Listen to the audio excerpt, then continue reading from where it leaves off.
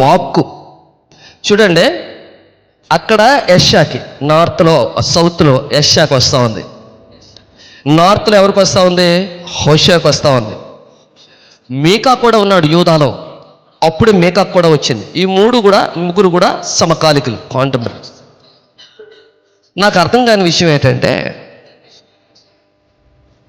ఐగుప్తు నుంచి ఇశ్రాయేలీలు బయలుదేరి వచ్చినప్పుడు కాల్బలం ఎంత? 6 లక్షల మంది. వాళ్ళు వాగ్దాన దేశంలోకి వచ్చిన తర్వాత తాను నుండి బెయేర్షెబా వరకు విస్తరించారు. విపరీతమైన జనాంగంగా మారిపోయారు. వాళ్ళందరూ ఎవరు? దేవుని చేత పిలువబడినటువంటి వాళ్ళు, ఏర్పాటు చేయబడిన దేశం అది. ప్రభువు పిలుచుకున్న దేశం అది, ఇష్టపడిన దేశం అది. లక్షలు ఉన్నారు, 12 గోత్రాలు. ఇంత సువిశాలమైన జనాంగంలో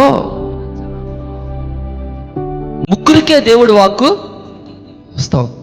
ఆలోచించారు ఎప్పుడైనా ఇలానా? ఎంతమంది ఉన్నాం మనం.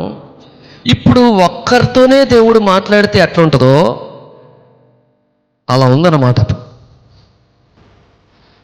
చాలా మంది ఉన్న దినాల్లో రాసుకుంటూ వచ్చారు. ఏ రాజు ఉన్నాడు, ఎవరున్నాడు, ఎప్పుడు పరిపాలిస్తూ ఉన్నారు, ఇవన్నీ రాసుకుంటూ వస్తూ ఉన్నప్పుడు దేవుని వాక్కు ఎవరి దగ్గరికి వచ్చిందట?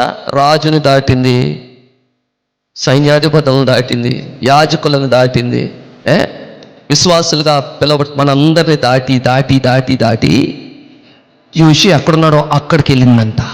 ఏమర్థమవుతుంది మీకు? ఏమర్థమవుతుంది?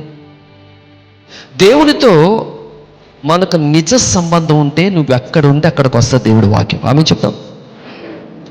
దేవునితో నీ నిజ సంబంధం ఉంటే నువ్వు ఏ స్థితిలో ఉన్నది నిన్ను ఆదరిస్తుంది, నీతో మాట్లాడుతుంది, నువ్వు ఉన్న చోటుకు వస్తుంది.